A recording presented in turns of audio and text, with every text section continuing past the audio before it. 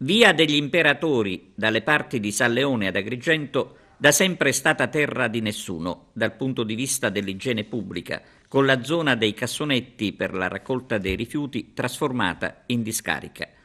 Un discorso vecchio che mai si è affrontato con fermezza.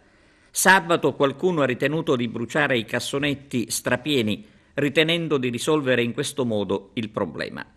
Chi ha appiccato il fuoco non si è reso conto del gesto assolutamente idiota.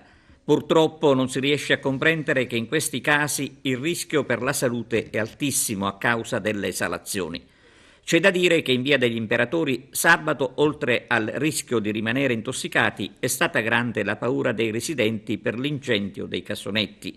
E sono gli stessi abitanti che chiedono maggiori controlli da parte della polizia locale, che ha già sanzionato proprio in quella zona diversi incivili che non rispettano gli orari per il conferimento dei rifiuti. Chissà che non finiscano nel mirino degli agenti anche gli stupidi piromani.